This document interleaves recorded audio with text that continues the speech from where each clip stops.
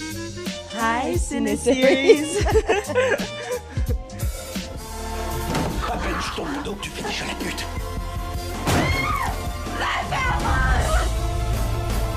Si jamais je suis pas là, elles auront besoin de bonnes âmes qui veillent sur elles. Carly is just, she's incredible. She's so passionate, and like that energy is just really, it's there. It's like really pulsing on set, you know, and you see that in the movie, like the pulse of the movie is also her spirit, you know, and yeah, she's so, I mean, we don't have many days to shoot. We don't have that much money. So it's like go all the time, and the adrenaline, and, but also she keeps everyone also very calm. And also because she's an actor, it's amazing to work with a director who understands what you're going through. And that was something from the very beginning, that she's like, you know, I understand it. Like, I understand what you're doing, and just tell me, like, anything, just let me know if this is really hard for you, or if it, like, and let me just make it the easiest that it can be, especially with, you know, scenes that are, you know, very emotionally draining sometimes. And she was just always there, and I knew that she was protecting me, and I just, yeah, I felt so safe with her, and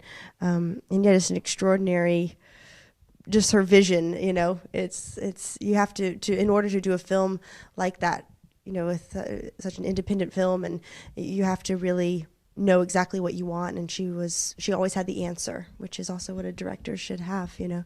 You could always go to her and she would know the right thing to say. L'idée de départ quand même du producteur et après des acteurs qui ont bien voulu me suivre sur ce projet-là, c'était l'envie de travailler avec une réalisatrice européenne qui allait avoir une vision sur un film très très américain,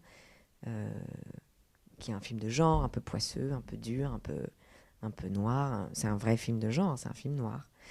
Et je crois que l'idée, c'était d'aller chercher quelqu'un étranger qui allait filmer cette histoire très classique d'une tout petit peu d'une manière différente. Mais ce qui est intéressant, c'est que quand j'ai lu le scénario de Galveston, j'ai imaginé Elle Fanning, alors que je ne l'avais jamais rencontrée.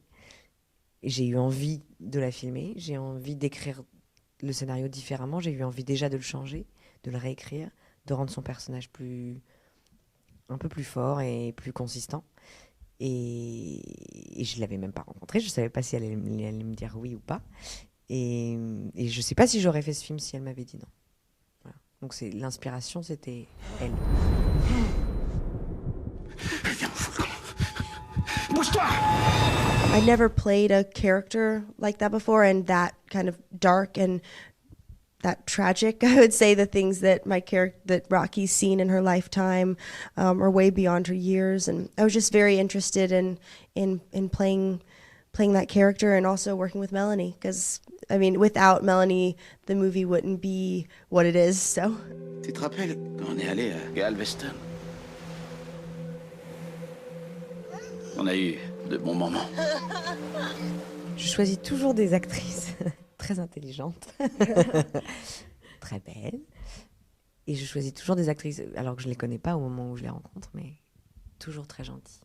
Ce sont toujours des jeunes femmes qui ont des âmes magnifiques. J'ai beaucoup de chance. Et elles ont une fragilité dans leur physique, dans leur manière d'être, dans leur manière de jouer, avec un jeu toujours assez naturel de cinéma de vérité. Et c'est des femmes extrêmement fortes.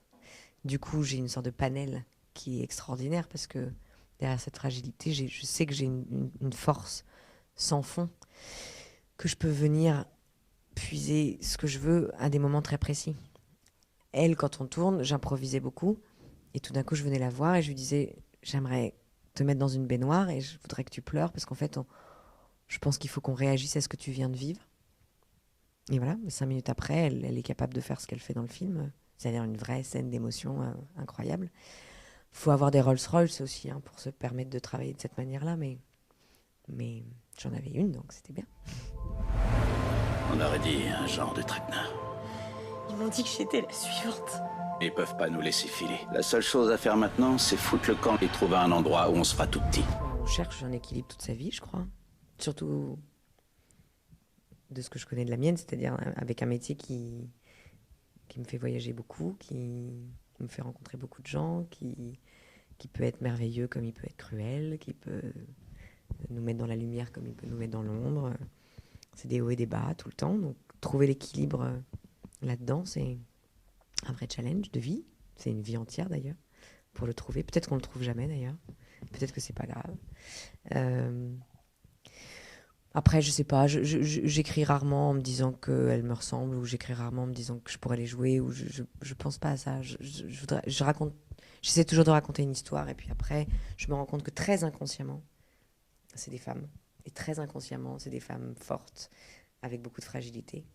Et j'espère que ça durera longtemps comme ça, parce que j'aime bien l'idée de le faire naturellement et de pas me forcer à écrire un rôle de femme pour écrire un rôle de femme.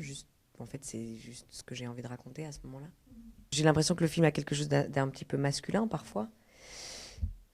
Et en même temps, il est très féminin parce que voilà, j'ai essayé de le filmer en pensant au personnage plus que à mon